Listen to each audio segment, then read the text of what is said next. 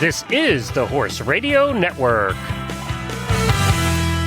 Greetings, everyone. Coach Jen here, and thanks for tuning in to Horse Tip Daily, episode 1368, a fact-filled discussion of Strangles, pulled from the Horses in the Morning Health segment. This episode is brought to you by Green Flower Botanicals, and before we get to our main tip, Rodger talks about what makes Green Flower Botanicals CBD oil different.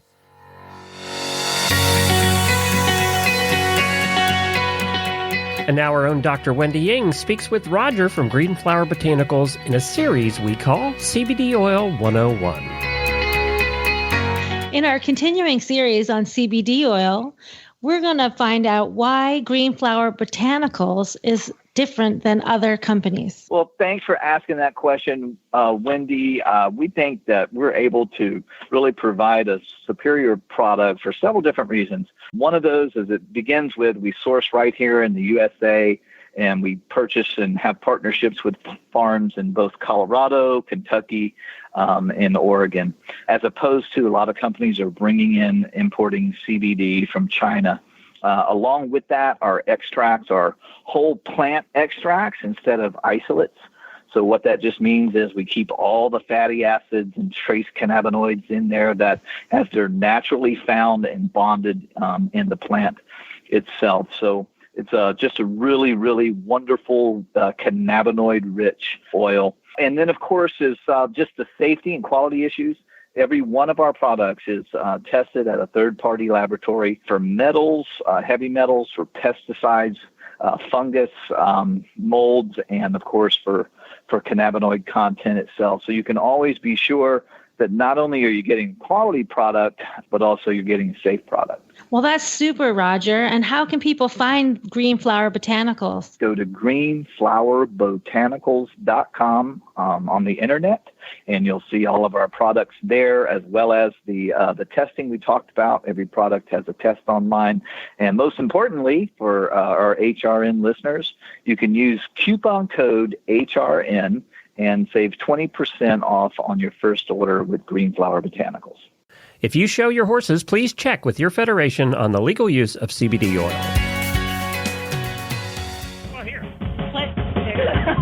It's time for the weekly health report from thehorse.com. Fantastic information and Chrissy's attempt to ruin Glenn's lunch every week.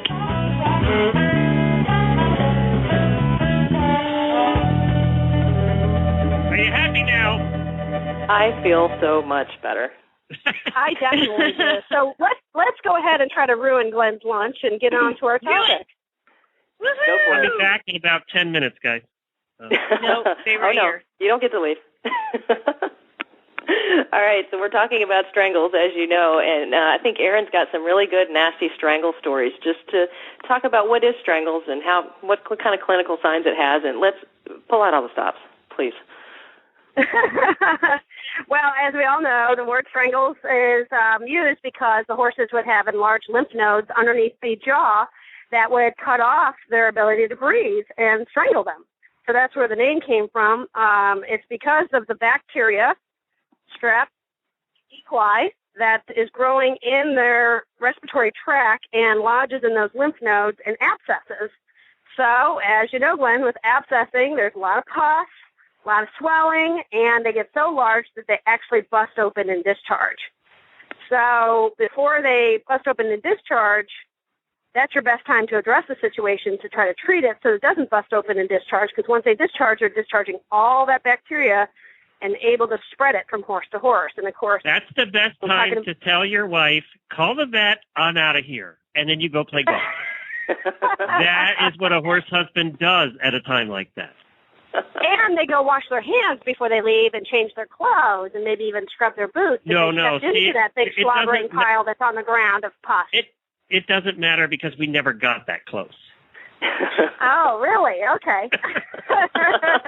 Now, besides the discharge coming from underneath the lymph nodes, it also comes profusely out the nostrils. And it's a loads of fun to walk down a whole barn that's having a Strangles outbreak and seeing horses hanging their heads out the stall doors with a big puddle of pus underneath them. It's just pouring out. And that's the biggest problem with this is it goes horse to horse to horse. They usually don't die. They usually don't strangle themselves to death, but they do get the disease very easily. So we call it an endemic, meaning it spreads from one to the other very quickly, disease. So that decreases your training time. It decreases the health, the ability to go out and ride or enjoy your horse. And it increases your cost because you've got care, meaning veterinary care, vaccine care, daily cleanup care, biosecurity cleanup, things like that. So it's a very costly disease. It's usually not costly in the death of a horse unless things go wrong, but it is a costly disease. And nice and messy for Glenn. So, make sure you're not walking through those puddles as you go through the barn, back to the clean in the booth. This is a divorce. I think if there was a whole barn outside, I was the horse husband, and the whole barn had strangles, that's grounds for divorce right there. That's just, I'm out of here, I'll see it. Or at least not divorce, separation for about, how long does it take to get it out of there? That's how long you're separated. It depends on when you catch it in the process of the disease. Again, if before they abscess, if they're not too big, you can start treating with penicillin or some other appropriate antibiotic, and the horse can get better. But if it's already gotten to an abscess point or busted open, it's usually too late to treat with an antibiotic because the abscess is walled off from the blood supply and it doesn't get into the area it needs to get into. Let's back up here a little bit because you guys have been trying to gross Glenn out and he's been jumping in and everything. I want to get to the meat of this because this actually is kind of a big deal. That's a bad word to use right now. It's all good. So to give a general overview on Strangles, what does it look like in your horse and how does your horse get it? And then what should you do immediately? Okay, what it looks like, we kind of went over that briefly just to gross Glenn out, but it can look as simple as little nodules underneath the mandible are getting slightly enlarged and firm feeling. They're hot and tender. Now, that happens with any respiratory problem because the lymph nodes act like a filtering unit. They filter out all the fluids that are flowing from front to back and try to filter out any kind of bugs that they might be coming across to help clean the system. That's what lymphatics do. So they can enlarge on any kind of respiratory problem like the EHV, influenza, any other upper respiratory problem. So you don't can it too much on it, but you should keep a close eye, and I would start isolating that horse immediately. And that means a stall next to it on either side, and if you have stalls that go nose to nose behind you, in catty corner, they all need to be cleared out and emptied so that horse doesn't have anybody nearby. 35 feet is how far they can sneeze or cough and spread the mucus and bacteria. So even across an aisleway, which usually aisleways are anywhere around 10 to 12 feet across, that horse across the way could actually get infected as well.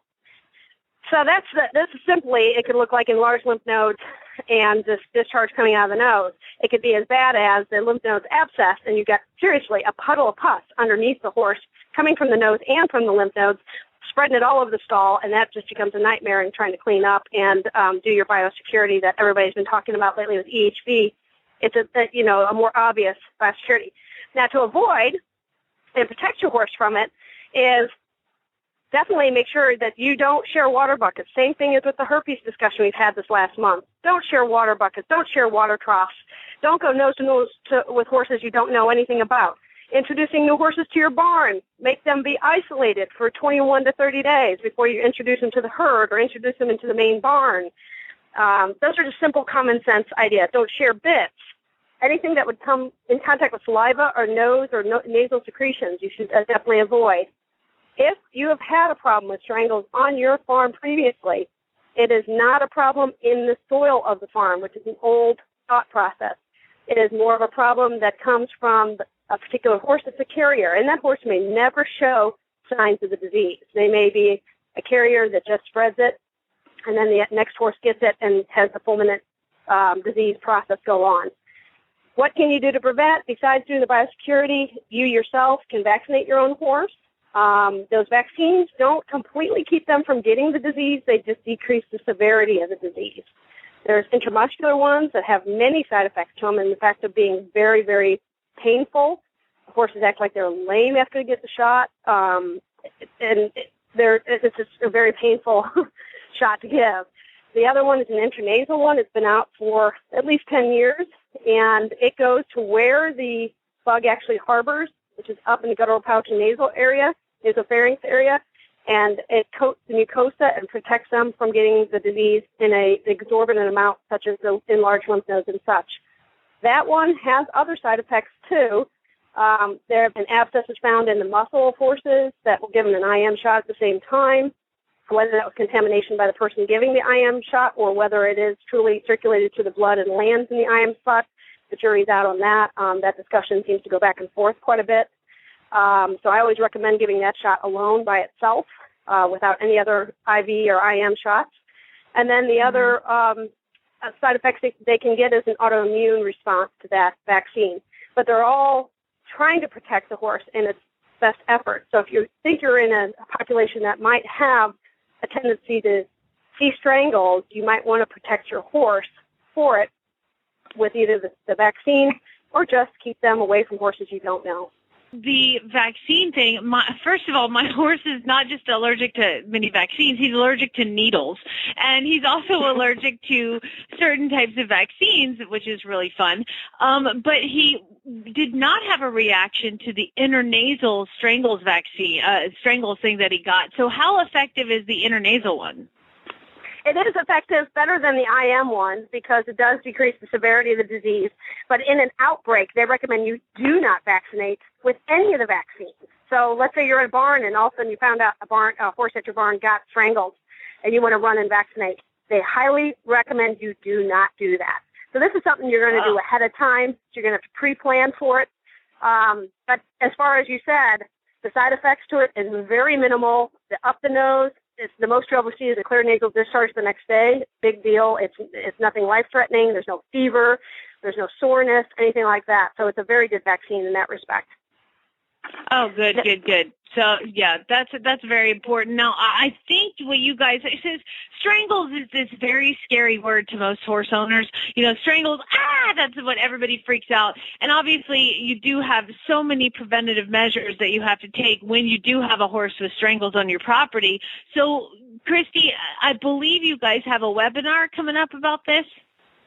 We don't have a webinar coming up on Strangles. We do have one on upper respiratory infections in general that probably will touch on that, and that will be June 30th. So it'll probably cover herpes as well, flu. There's a number of things it will cover. So definitely take a look at that. You can sign up for that at thehorse.com/webinars.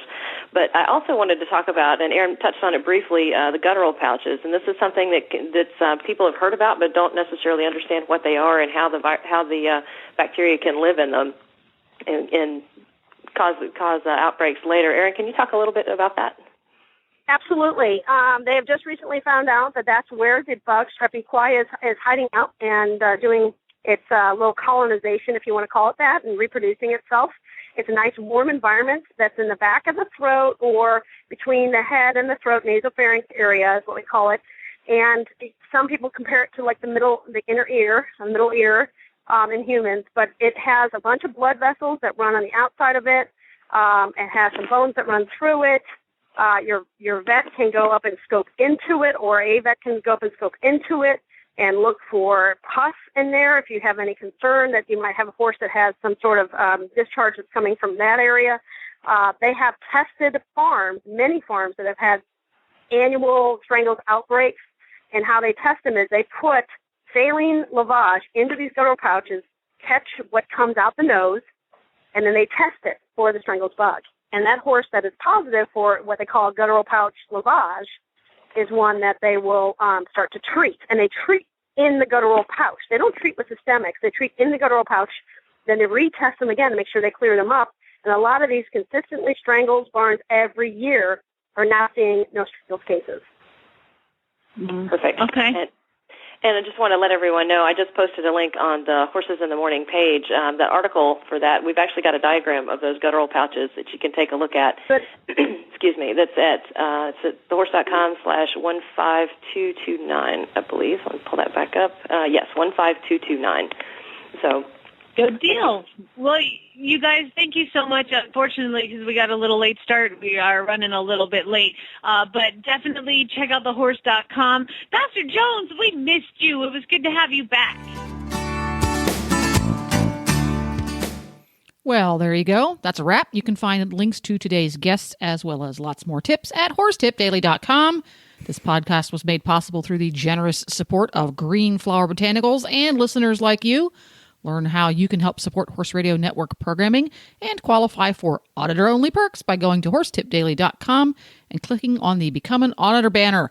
This is Coach Jen, and I will be back again soon with another tip. So until then, go ride your horse. The Horse Radio Network and the Horse Radio Network hosts are not responsible for statements made by guests on the Horse Tip Daily. Please use your own judgment when listening to the tips on this show.